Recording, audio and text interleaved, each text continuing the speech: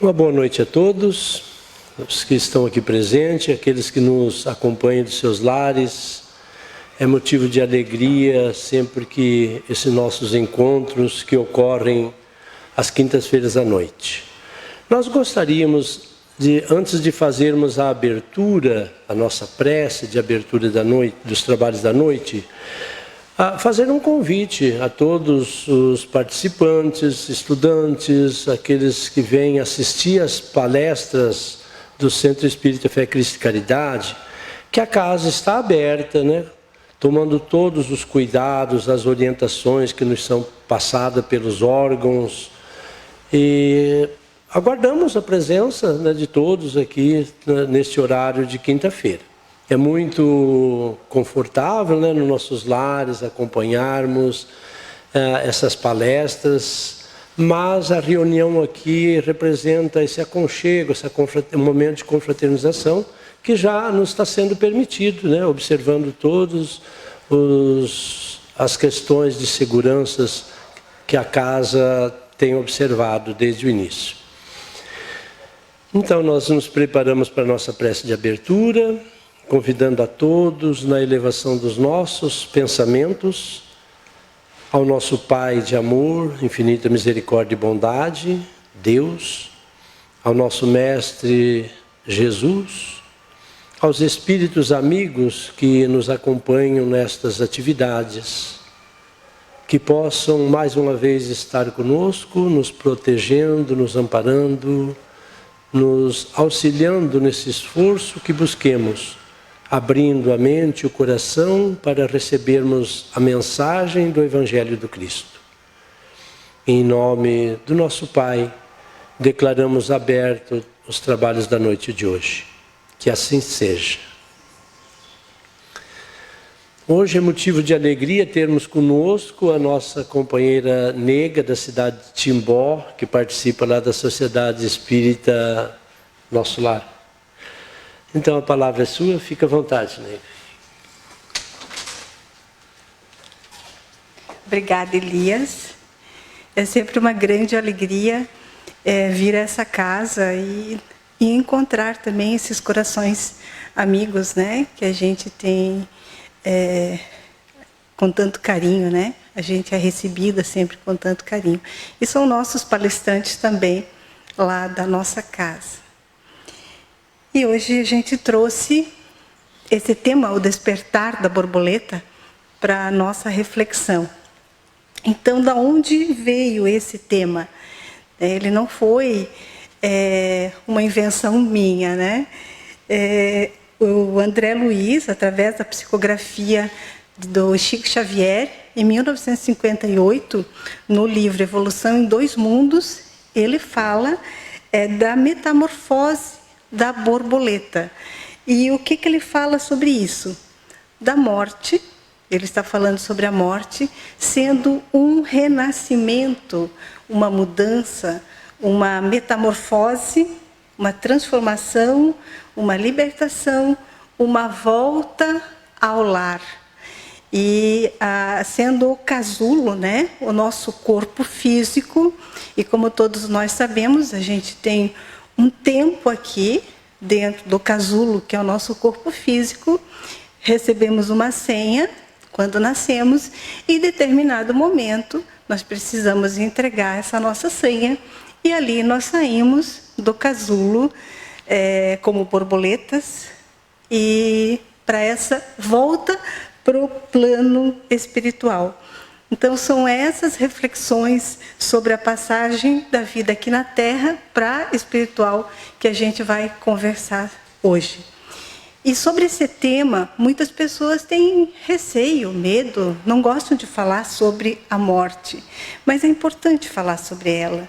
Porque quando a gente tem uma consciência que nós temos uma passagem, apesar de nós somos seres imortais, nós somos espíritos imortais, mas a nossa passagem pela vida física, ela é temporária. E o que acontece? Quando a gente tem essa consciência, nós valorizamos mais a vida. Ou, pelo menos, deveríamos valorizar os momentos, sejam eles não tão bons, né? E os bons também, e que tudo é passageiro. Nós estamos peregrinos num estágio aqui para passar por essas situações, mas logo, logo a gente volta para a nossa casa, que é o plano espiritual. E tem o Lama Rinpoche, no livro Morrer Não Se Improvisa, que ele fala desses pequenos medos da vida que esconde o nosso maior medo, que é a morte. Falar sobre o assunto, diz ele, é um verdadeiro tabu. Temos dificuldades em lidar com a morte, porque ela revela a impermanência da vida. Mas é justamente falando sobre a morte que iremos compreender melhor a nós mesmos. Então, a importância de valorizar e de saber quem somos, o que estamos fazendo aqui. E o Chico também tem uma frase, né, que ela é muito importante para nos lembrar esse senso de eternidade.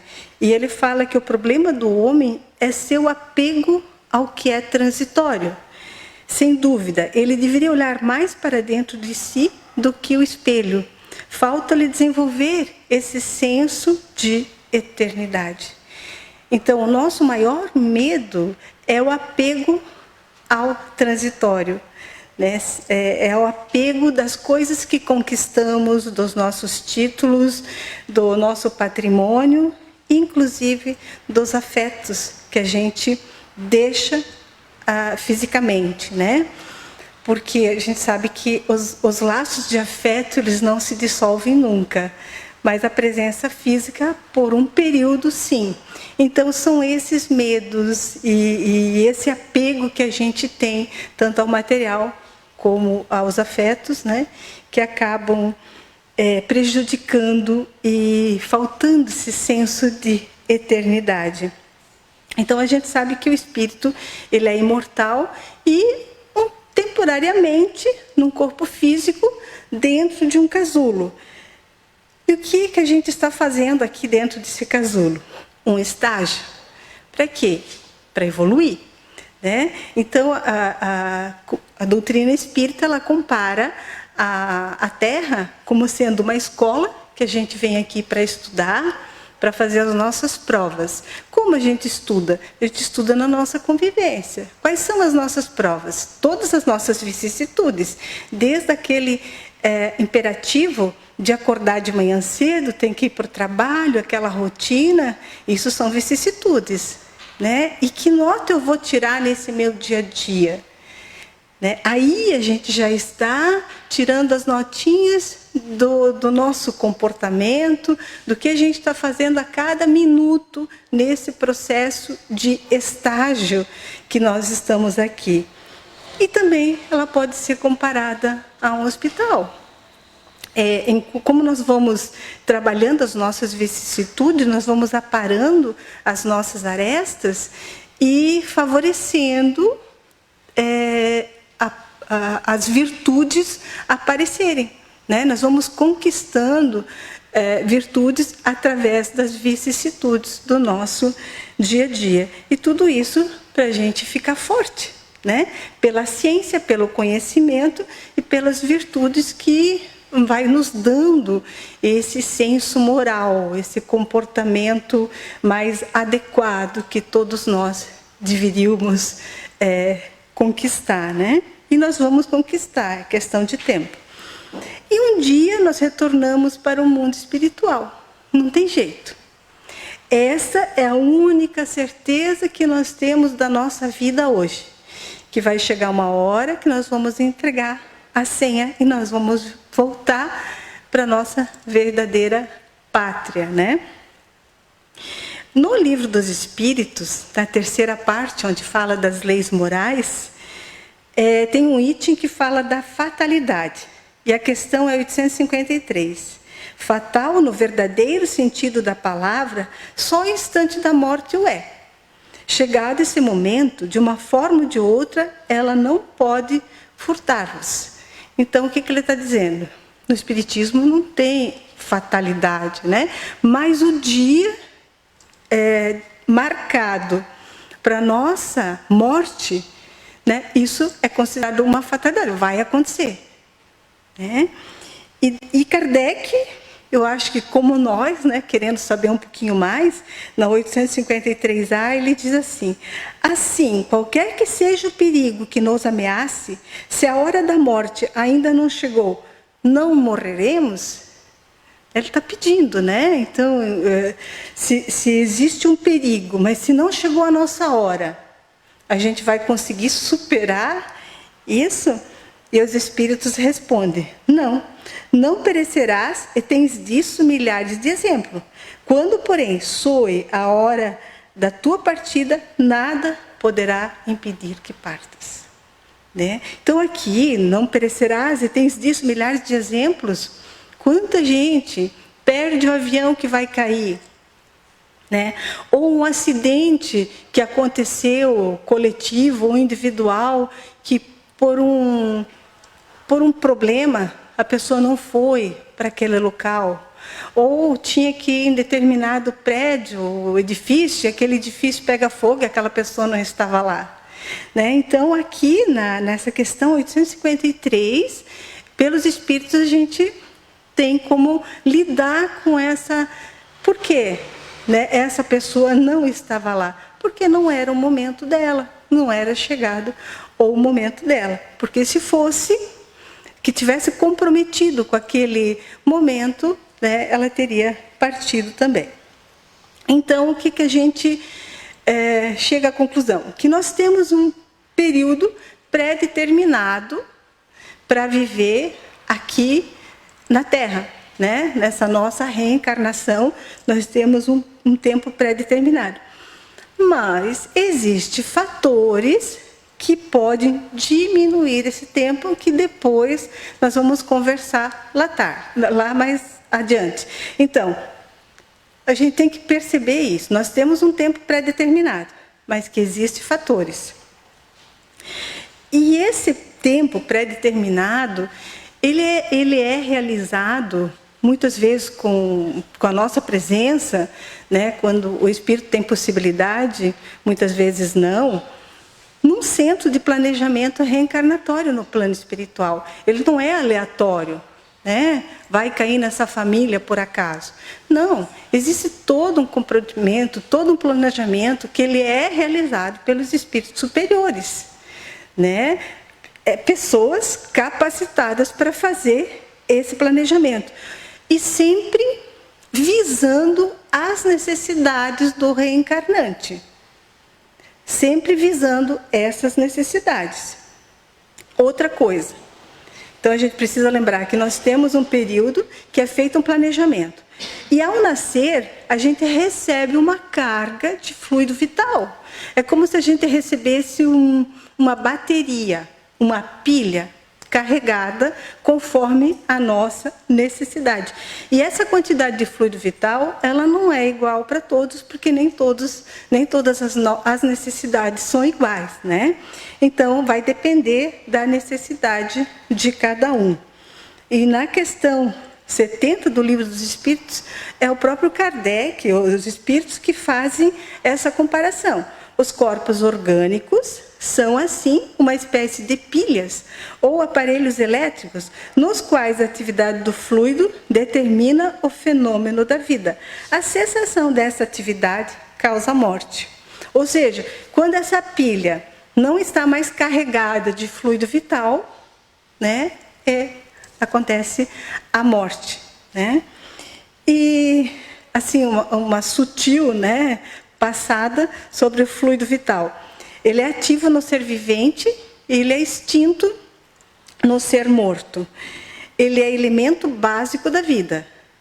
Não há atividade orgânica sem ele.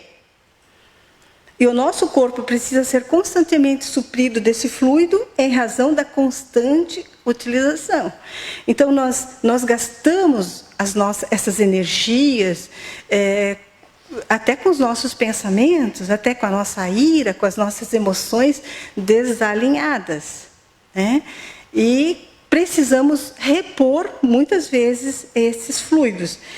E, principalmente, nos processos ligados ao metabolismo. Então, maneiras de repor esse fluido é pela alimentação, a respiração, né? E o passe, a transfusão de energia que é feita pelo passe ou irradiação. Pela morte, o princípio vital se extingue. A morte ocorre quando o organismo perde a capacidade de produzir e reter certa quantidade mínima de fluido vital. Então, para ter vida, precisa de fluido vital. Acabou o fluido vital, acabou a carga da pilha, cessa a vida no corpo orgânico. Lembrando disso. Mas o espírito é imortal, continua vivendo, né? Mas no corpo orgânico não tem mais condições de subsistir a vida. Outra coisa que a gente precisa ter uma noçãozinha, né? Que nos estudos, sempre que as casas têm, isso fica mais... a gente estuda muito, né? O tempo todo. A doutrina espírita é estudo. Não tem outro nome para falar dela, né? Nós precisamos entender que o homem ele é formado de 3 partes. O corpo, que é essa parte material. O perispírito, que é a ligação entre o espírito e o corpo físico, enquanto está reencarnado, e o espírito, que não tem forma. Os espíritos definem como um clarão, uma centelha, né? E essa é a questão 135A do Livro dos Espíritos. Então, essa é outra coisa que a gente precisa entender. Na morte, o que acontece? O corpo físico permanece, ou se decompõe, né? Ou ele é cremado, que não serve mais, mas o perispírito, junto com o espírito, como se fosse uma vestimenta do espírito, continua existindo. Então, aqui tem um desenho do perispírito, né, um GIF, né? Por ocasião da morte do corpo físico, ocorre a desunião do perispírito com o corpo físico, né? E aqui a gente vai ver também como é que é feito essa desunião do perispírito com o corpo físico e o processo que vai acontecendo. Então, agora a gente tem 3 questões que precisam ter um nível de compreensão básico, né? Que nós temos uma programação, nós temos o perispírito que faz a ligação do espírito com o corpo físico e nós temos uma carga de fluido vital. Isso é básico para ter uma compreensão, né? E agora sim, agora a gente pode falar o que é a morte, o que é a desencarnação, como se ocorre esse processo e que tipos de morte. Então, começando, né? Morte e desencarnação. Será que é a mesma coisa? Geralmente a gente fala assim, desencarnou o fulano. A gente não tem condições de saber se ele realmente desencarnou. A gente, enquanto encarnado, nós temos condições de dizer que ele morreu, mas não que ele desencarnou. Porque morte e desencarnação são acontecimentos diferentes e não ocorrem, na maioria dos casos, no nosso patamar evolutivo, eles não ocorrem simultaneamente. A morte é a cessação da vida material. O corpo tomba. Nós conseguimos enxergar a morte, nós conseguimos ver. Não tem mais vitalidade. Acabou essa parte do fluido vital. A desencarnação é a liberação do espírito do corpo de carne após a morte física. Então, a morte é um fenômeno ligado à vida na Terra. Os médicos enxergam, o encarnado enxerga, as pessoas que estão próximas enxergam, né? Agora, a desencarnação é ligada ao plano espiritual. A maioria de nós, a não ser que nós tenhamos essa possibilidade, não consegue perceber quando se dá essa desencarnação. A morte é quando a vida do corpo se esvai, não tem como voltar. A desencarnação, quando se completa o desligamento do perispírito, lembra que o perispírito era aquela ligação que entre o espírito e o corpo físico, né? Então, o desligamento do perispírito do corpo físico que demanda horas, dias, meses, e tem livros que colocam até anos. Então, a desencarnação é um processo de libertação do espírito. E no livro Nas Fronteiras da Loucura, Manuel Filomeno de Miranda, através de Divaldo Pereira Franco, nos diz o seguinte: morrer nem sempre significa libertar-se. A morte é orgânica, mas a liberação é de natureza espiritual. E na questão 155 do Livro dos Espíritos, Kardec pergunta: como se opera essa separação da alma e do corpo? Rotos os laços que a retinham, ela se desprende. Na 155A, a separação se dá instantaneamente, por brusca transição, ou haverá alguma linha de demarcação nitidamente traçada entre a vida e a morte?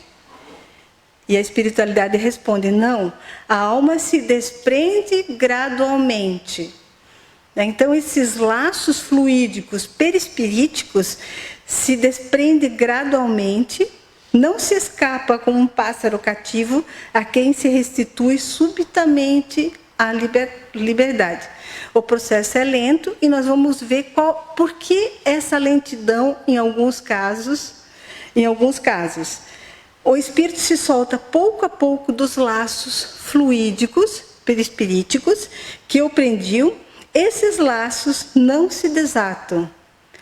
Não se desatam, eles não se quebram.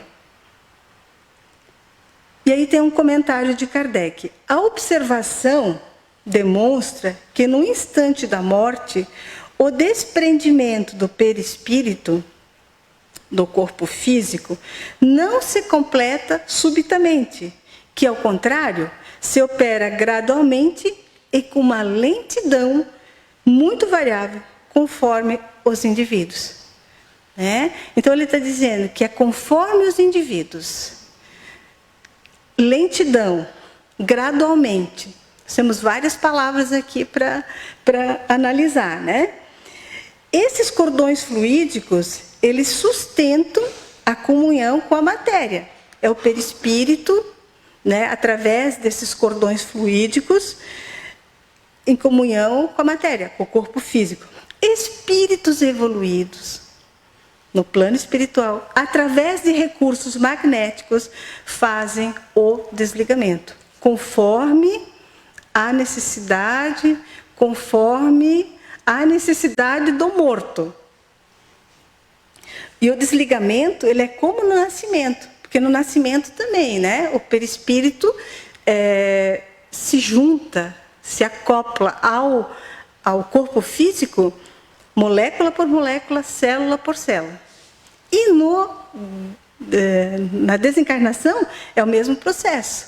Não é um rompimento, uma quebra, como eles dizem. É uma soltura desses laços fluídicos conforme a possibilidade do morto.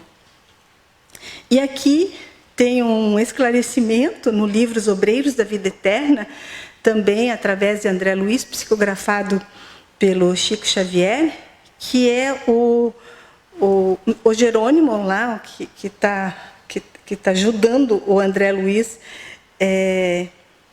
dando essas oportunidades, esses esclarecimentos para nós, Ele fala que há 3 regiões orgânicas que exigem cuidado na liberação da alma. Nesse processo que é a espiritualidade da liberação do perispírito do corpo físico, Aí eles colocam que o centro vegetativo, sede das manifestações fisiológicas no ventre, é uma região que precisa de cuidado. Depois, o centro emocional, zona do sentimento no tórax. E o último, que é desligado, que é o centro mental, o mais importante, o cérebro. Esse seria o último que a espiritualidade faria o desligamento quando a pessoa está preparada. E centro mental, né? E aqui, lá no livro, fala do Dimas. Diz assim: Dimas desencarnado elevou-se palmos acima do Dimas cadáver, apenas ligado ao corpo através de leve cordão prateado, semelhante a sutil elástico, entre o cérebro de matéria densa, abandonado, e o cérebro de matéria rarefeita, do organismo liberto. Aí a gente está vendo o corpo físico do Dimas e o perispírito do Dimas, mais ainda ligado por esse cordão fluídico. E aí Jerônimo explica: para os nossos amigos encarnados, a família do Dimas, Dimas morrera inteiramente. Para nós outros, que estavam no plano espiritual, a operação ainda incompleta. O assistente deliberou que o cordão fluídico deveria permanecer até o dia imediato, considerando as necessidades do morto, do Dimas, ainda imperfeitamente preparado para o desenlace mais rápido. Aqui a gente vê, né? Eles têm essa preocupação conosco também. Né? Então, eles cuidam até dessa parte, quando a gente não tem condições de fazer esse desligamento antes da hora. Então, eles fazem conforme a nossa necessidade. E nesse processo de desligamento, depois que ele acontece, tem prosseguimento um estado de perturbação. E é normal e natural nesse fenômeno da morte. É uma adaptação. Numa noite, às vezes que a gente ferra num sono, quando a gente acorda de manhã e diz: meu Deus, que dia é hoje? Que horas são? Sabe quando a gente acorda meio atordoado? É mais ou menos isso. É perturbação, claro que de níveis, né, conforme o indivíduo, essa perturbação. Né? Depois que a gente está num corpo físico e de repente começa essa liberação e prossegue o desligamento, puxa, né? É diferente o processo, energeticamente também é diferente. Então, nós vamos passar por uma nova adaptação, e é natural, a maioria de nós vai passar por isso. E na questão 163, a alma tem consciência de si mesma imediatamente depois de deixar o corpo? A pessoa morre e desencarna, feito o desligamento. Ela tem consciência disso? Aí a espiritualidade responde: imediatamente não é bem o termo. A alma passa algum tempo em estado de perturbação. Né? Então a gente vai acontecer, como vai acontecer com todo mundo, né? A gente tem que ter ciência disso, que nós vamos ficar perturbadinhos. Há necessidade de pensar sempre numa oração, de já ter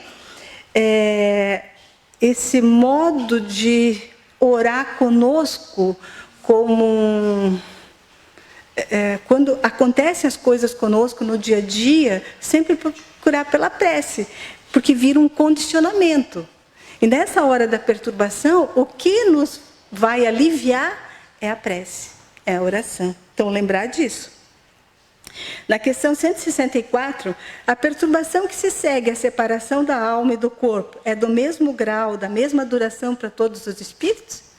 Ele está perguntando, todo mundo igual? Vai se perturbar todo mundo do mesmo jeito? Não. Depende da evolução de cada um. Da evolução moral de cada um. E nas Fronteiras da Loucura, Manuel Filomeno de Miranda, também através de Divaldo Pereira Franco, nos diz que não há mortes iguais. A desencarnação varia de um a outro homem, que experimenta perturbação correspondente, em tempo ao estado íntimo que se situa. Né? Esse estado íntimo é a nossa consciência, porque é ali que estão inseridas as leis divinas. Né? É ela que vai nos acusar do que a gente fez de bom ou que a gente deixou de fazer, é ela que vai ser o nosso juiz. Né? Não vai ter um juiz, um ditador, alguém lá anotando no caderninho. Né? Mas é a nossa própria consciência, através das leis que estão inseridas aí, que nos faz culpados ou não. Leon Denis, no livro Depois da Morte, também fala sobre isso. A separação da alma e do corpo é seguida de um tempo de perturbação, fugitivo para o espírito justo e bom, que desde cedo despertou ante todos os esplendores da vida celeste. Então aqui ele já está dizendo que a perturbação ela é breve para as pessoas que já não estão tão distraídas na vida, que já optaram pela justiça e pela bondade, né? E muito longo, a ponto de abranger anos inteiros para as almas culpadas, impregnadas de fluidos grosseiros. Grande número dessas últimas crê permanecer na vida corpórea muito tempo mesmo depois da morte. Então, são os distraídos da vida que não têm essa noção ainda da nossa imortalidade, né? Que estão ainda muito apegados, que a gente falou no início, às coisas materiais. Né? É bom viver, né? É bom ter as coisas para a gente usufruir, mas a gente não pode se apegar nessas coisas, né? Tem que ser passageira, passar por elas. E na questão 165, essa é para nós. O conhecimento do Espiritismo exerce alguma influência sobre a duração mais ou menos longa da perturbação? Todo esse conhecimento que a gente tem sobre o Livro dos Espíritos e as outras obras favorece a não perturbação? Vai diminuir? Aí eles respondem, influência muito grande. Por isso que o Espírito já antecipadamente compreendia a sua situação. Então, a gente vai desencarnar, a gente vai passar pelo processo da perturbação e nós vamos entender que a gente está morto, talvez não está ainda desencarnado, né? Mas a gente está perturbado, a gente vai entender. Só que, mas, sempre tem um mas, né? A prática do bem e a consciência pura são o que maior influência exerce, não é o que eu sei. Se eu não faço nada com o que eu sei, se eu não pratico o que eu sei, não vai adiantar nada. A minha consciência continua culpada. Ela só vai me mostrar o estágio que eu estou lá. Eu posso perceber a minha perturbação e a minha morte, vamos dizer, a minha volta. Mas mais que isso ela não pode fazer. Né? Então a gente tem que pôr em prática o conhecimento. E o tipo de vida que vivemos na Terra vai determinar o ressurgimento do mundo dos espíritos. Que bom saber disso, né? Que conforme a gente está vivendo aqui, vai ser o nosso ressurgimento, né? No mundo espiritual. Quer dizer, depende de nós. Isso não é terceirizado, né? Não tem o Prime, não é conta bancária. Porque eu tenho uma conta bancária maior, eu vou ser recebida melhor. Não tem isso. Né? É o tipo de vida no bem que eu tive na Terra que vai fazer essa determinação.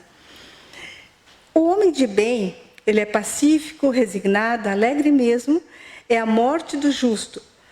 A partida da alma que, tendo muito lutado e sofrido, deixa a terra confiante no futuro. Esse é um homem de bem. Aquele que cumpriu a sua reencarnação com quedas, altos e baixos, mas seguiu o Evangelho de Jesus. Ele consegue despertar no plano espiritual bem melhor. Para esta, a morte é a libertação do casulo, o fim das provas. Os laços enfraquecidos que ligam a matéria destacam-se docemente. Sua perturbação não passa de leve entorpecimento, algo semelhante ao sono. Vamos lembrar que isso não é para todo mundo, tá?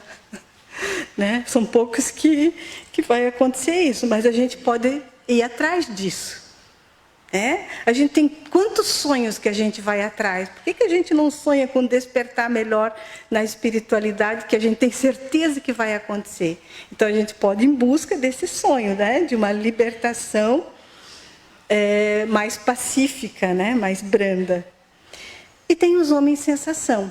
Grande número dessas almas crê permanecer na vida corpórea, muito tempo mesmo depois da morte. Para estas, o perispírito, que é aquele corpo fluídico, né, que o espírito continua tendo após a morte física, é um segundo corpo carnal. Ele é uma matéria mais sutil, né? Submetido aos mesmos hábitos e algumas vezes as mesmas sensações físicas como durante a Terra. Os homens sensação, aqueles que só pensam em trabalho, os da manada, sabe? Que não param para pensar como espíritos, né? Que os distraídos pelo caminho. Os instintivos. Outros espíritos de ordem inferior se acham mergulhados em uma noite profunda, em um completo insulamento no seio das trevas. Isso é Leon Denis que fala. Os que pensaram só nos seus instintos e a consciência culpada faz com que eles permaneçam nesses lugares aonde mesmo eles plasmaram para si, né, que são regiões umbralinas, que são chamadas no Espiritismo, né? Aí temos os materialistas que não acreditam em nada, morreu, acabou. Algumas vezes ela fica presa até a decomposição completa, sentindo mesmo, segundo a expressão de um espírito, os vermes lhes corroerem as carnes. Os homens muito materialistas, mas que se identificaram só com a matéria. Né? Não os materialistas, porque existe muita gente que é materialista, mas são pessoas boas, pessoas que seguem o Evangelho, mas nem sabem que estão seguindo o Evangelho. Não é desses. É aqueles homens que só acreditam na matéria e que têm a consciência culpada. A hora da separação é cruel para o espírito que só acredita no nada. Agarra-se como desesperado a essa vida que lhe foge. No supremo momento insinua-se-lhe a dúvida, vê um mundo temível abrir-se para abismá-lo e quer então retardar a queda. Então tem muitos médicos que fazem esse relato de na hora da morte das pessoas, esse arrependimento de não ter feito mais pela vida, não ter vivido, não ter amado, enfim, né? Essa é uma hora que daí tem que partir do jeito que está. E agora vou falar um pouco dos tipos de morte. Doença prolongada, que geralmente as pessoas, né, coitado, está tanto tempo lá sofrendo, né, mas pelos olhos espirituais, né, em geral, o desprendimento da alma é menos penoso depois de uma longa moléstia, pois o efeito desta é desligar pouco a pouco os laços carnais. Claro que se ele tem uma resignação, se ele não está sofrendo,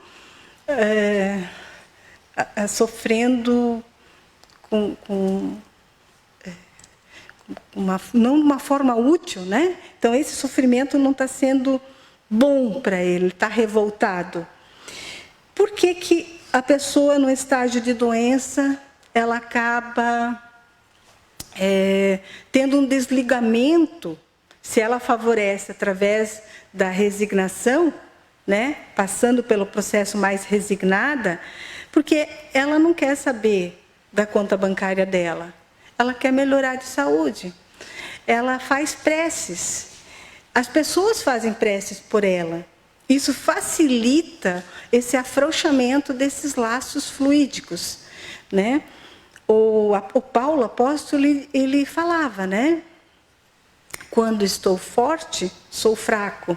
E quando sou fraco, sou forte. Então, quando sou fraco, sou forte. Quando eu estou doente, eu me apego a Deus. Mas quando eu estou forte, que nada está acontecendo comigo, eu me banco sozinha, né? Então eu me afasto da espiritualidade. E isso facilita, né, esse desprendimento. O Richard Simonetti, ele tinha uma frase, que a doença muitas vezes é um tratamento de beleza para o espírito. Então, que bonita essa possibilidade de enxergar a doença dessa forma, né? E as mortes súbitas e violentas. As mortes súbitas e violentas, sobrevindo quando a vida orgânica, quando aquela pilha ainda estava carregada, está em sua plenitude, produzem sobre a alma um despedaçamento doloroso e lançam-na em prolongada perturbação. Isso é tudo Leon Denis, né? Sofrimento que acompanha o desencarnante é diretamente proporcional à culpabilidade da vítima naquele acidente. Se o acidente aconteceu porque a pessoa estava drogada, álcool, droga ou outro modo ali, né? E que ela ocasionou o acidente, ela tem a culpabilidade nesse caso.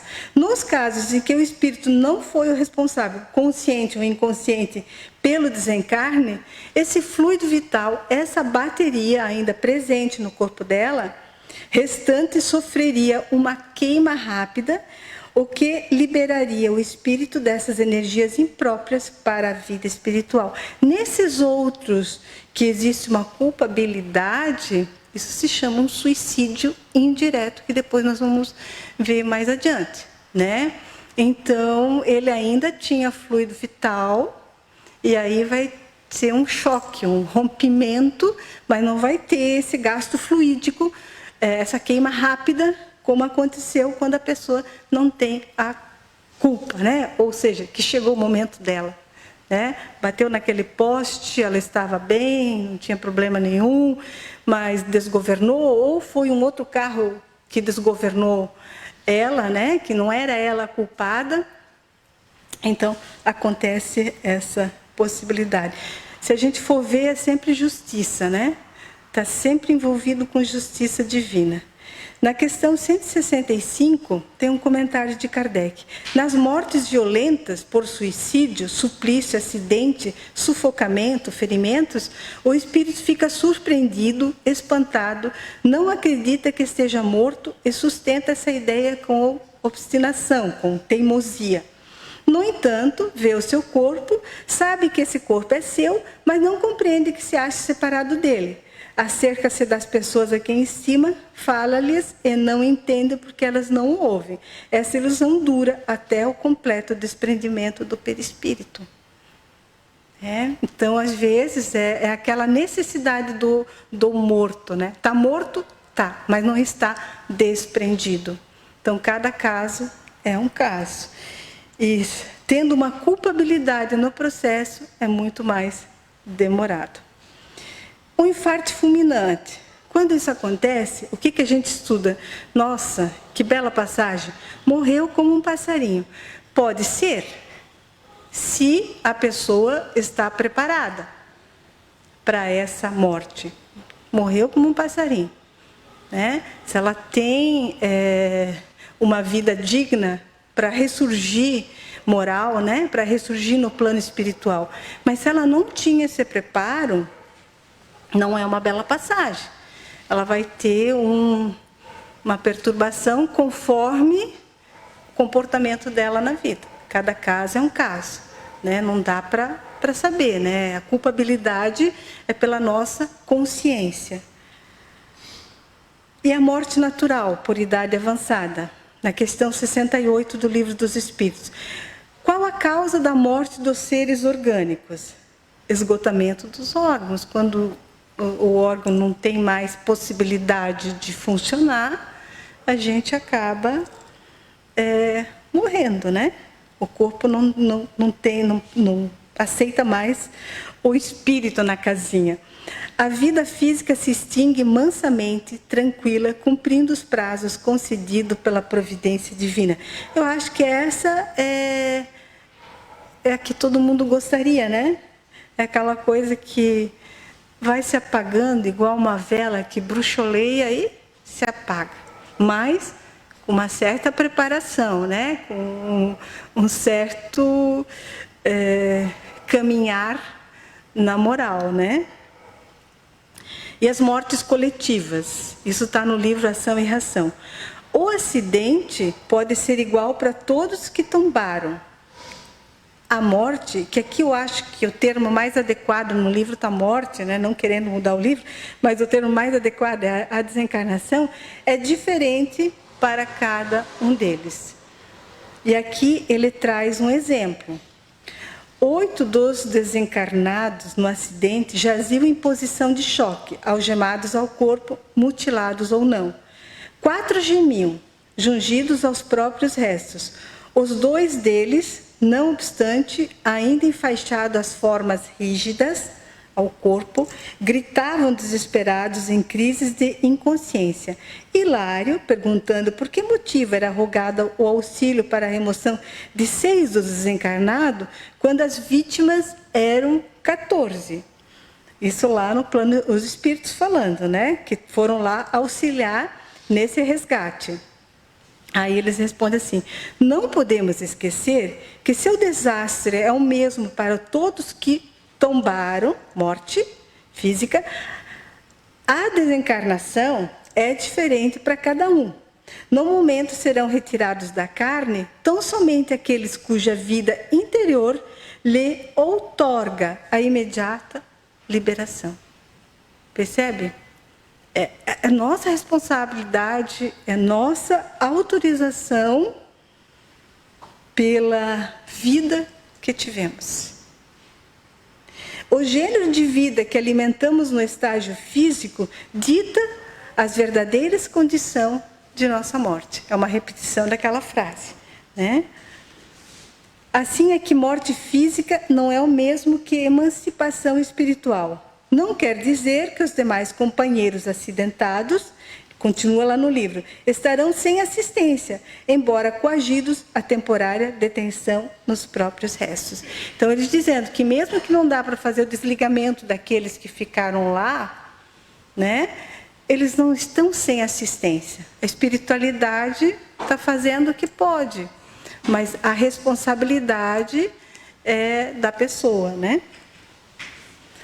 Agora, as mortes prematuras. Então, nessas mortes prematuras entra o aborto deliberado, a desencarnação de criança, eutanásia e suicídio. O aborto deliberado, na questão 358. Uma mãe ou qualquer outra pessoa cometerá crime sempre que tirar a vida de uma criança antes do nascimento, pois está impedindo uma alma de suportar as provas de que serviria de instrumento o corpo que estava se formando. E a desencarnação de crianças, que isso é uma coisa que a maioria das pessoas que não é espírita não consegue compreender, né? No Livro dos Espíritos, na questão 199, a duração da vida da criança pode representar para o espírito que nela está encarnado o complemento de uma existência interrompida antes do término do indivíduo, e sua morte quase sempre constitui provação ou expiação para os pais. Então, nada é por acaso, né? Então, sempre é por isso que nesse programação que a gente faz, aí tem as nossas necessidades. E se de repente a criança, o espírito, ele morre em tenra idade, tem um motivo ali, né? Não é punição, não é castigo, mas é uma provação, né? Como é que a gente vai se comportar nesse processo, né? E aqui, quem assistiu as mães de Chico, né? Tem essa moça, essa mulher, que o filho dela, ele desencarna, acho que era Guilherme o nome dele, ele estava andando de bicicleta com a babá. E numa queda, o menino cai e acaba morrendo, né? Essa mãe espírita compreende a situação e um dia, falando com o Chico pergunta: minha filha, você já agradeceu a sua babá? Não, Chico, perdoei de coração, mas agradecer não. Aí ele diz: você devia. Seu filho estava destinado a partir de todo jeito. Ela foi um instrumento dessa partida. Imagina se ele tivesse caído do seu colo e não da bicicleta. Você suportaria depois a culpa? Gente, eu acho que o texto é a fala mais emocionante do filme, isso aqui, né? Litros de lágrimas, desidratando, que é muito bonita, né? Quando que a gente pensava dessa forma, né? Que pode ser um instrumento da partida, né? Que poderia ser pelas nossas mãos, mas acabar usando uma outra pessoa. Então ele pediu se ela perdoou e agradeceu. E a eutanásia. No Evangelho segundo o Espiritismo, no item 28, São Luís, ele fala: um homem agoniza, é permitido abreviar-lhe a vida? Quem vos daria o direito de prejulgar os desígnios de Deus? Não pode ele conduzir o homem até a beira do sepulcro para daí o retirar a fim de fazê-lo voltar a si e modificar-lhe os pensamentos? Ainda que o moribundo haja chegado ao último extremo, ninguém pode afirmar com segurança que ele tenha soado a última hora. A ciência não se terá enganado algumas vezes em suas previsões?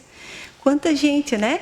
Em UTIs, que os médicos já dizem para a família: olha, não adianta, desliga os aparelhos e a pessoa volta, né? Então a gente não sabe.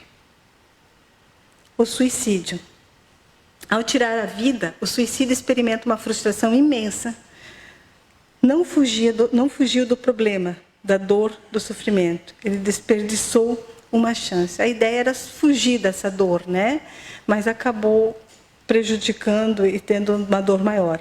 Então, preso ao corpo físico por todas as suas fibras, porque não terminou ainda essa bateria, essa pilha, o perispírito faz repercutir na alma todas as sensações daquele com atrozes sofrimentos. Isso está no Céu e Inferno. E no Céu e Inferno é um livro que tem todos, lá está relatado, né, pelos espíritos, muitos tipos de morte, né? A forma que viveu e o tipo de morte que teve, o que aconteceu logo em seguida. Então, tem uma noção, né, lá nesse livro, Céu e Inferno.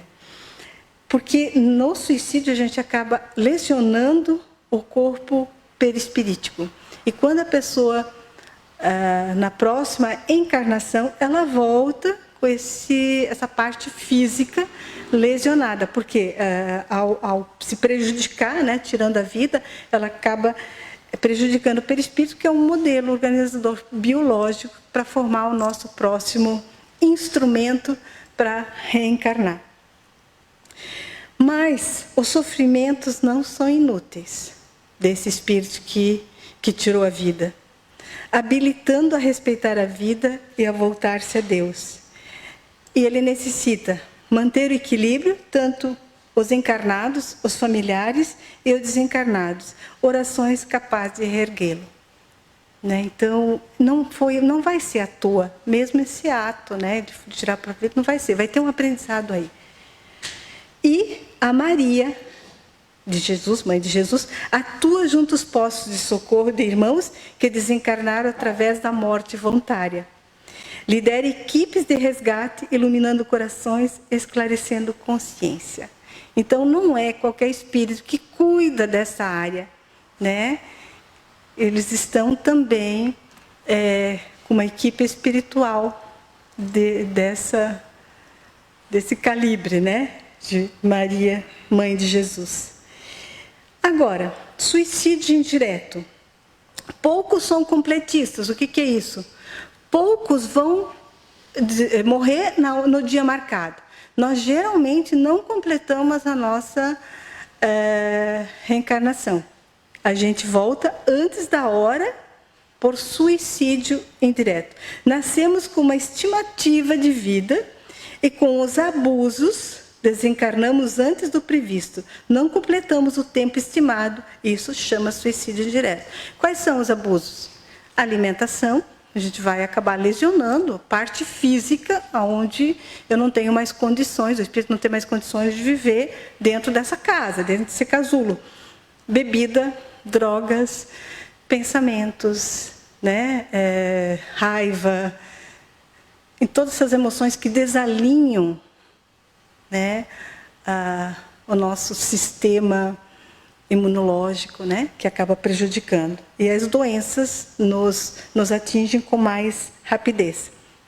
Destruímos o corpo físico de dentro para fora como uma bomba. Cultivo de pensamentos negativos, ideias infelizes, sentimento desequilibrado, ciúme, inveja, pessimismo, ódio, rancor e revolta, irritação e agressividade, implode o coração em infarto fulminante, né? Isso até a gente já conversou, que existe até uma pesquisa hoje que não é só o sedentarismo, não é só a má alimentação que prejudica o nosso coração. O nosso temor, né? Esses nossos pensamentos, essas nossas emoções desalinhadas, pode culminar também com um infarto fulminante. Mágoas, ressentimentos afetam o sistema imunológico, favorecendo a evolução de tumores cancerígenos. E no Consolador, uma pergunta também de Emmanuel, né? Na pergunta 146, é fatal o instante da morte? Com exceção do suicídio, todos os casos de desencarnação são determinados previamente pelas forças espirituais que orientam a atividade do homem sobre a Terra. Existem ainda os suicídios lentos e gradativos, provocados pela ambição ou pela inércia, pelo abuso ou pela inconsideração, tão perigosos para a vida da alma, quanto as que se observam de modo espetacular entre as lutas do mundo. Então, é só uma complementação que Emmanuel fala desse suicídio direto e dando força aqui para as nossas emoções, não só os abusos, né, da alimentação, das drogas, do álcool, que também, sim, mas da parte emocional também. A mente invigilante pode instalar doenças no organismo, e o que pode provocar doenças de causas espirituais na vida diária? Aí, essa também pelo Espírito Emmanuel, né? A mente é mais poderosa para instalar doenças e desarmonias do que todas as bactérias e vírus conhecidos. Que impactante isso, né? A nossa mente, que nós temos, está em nosso poder controlar, né? Ela é a mais poderosa para instalar doenças e desarmonias, mais do que bactérias e vírus conhecidos. E agora a gente só fala bem rapidamente dele, né? Porque muita gente diz assim, se eu tenho meu momento de morrer, por que eu preciso me cuidar? Eu vou morrer, então, por que eu vou usar máscara? Por que eu vou passar álcool gel? Né? Mas aqui entra na questão de suicídio indireto, que está lá também no Livro dos Espíritos, na questão da fatalidade, na questão 854. Do fato de ser infalível a hora da morte, poder-se-á deduzir que sejam inúteis as precauções que tomemos para evitá-la? É bem o momento da pandemia. Né? Por que eu preciso me proteger se é infalível a hora da morte? Olha o que eles dizem. Não, visto que as precauções que tomais vos são sugeridas com o fito de evitardes a morte que vos ameaça. São um dos meios empregados para que ela não se dê. Né? Então, se a gente não se cuidar, a gente parte, digamos, a gente adquire o Covid, a gente parte antes da hora pela falta de cuidado. Agora, se a gente tomou todos os critérios e morre pelo Covid, é outra coisa. A gente fez a nossa parte.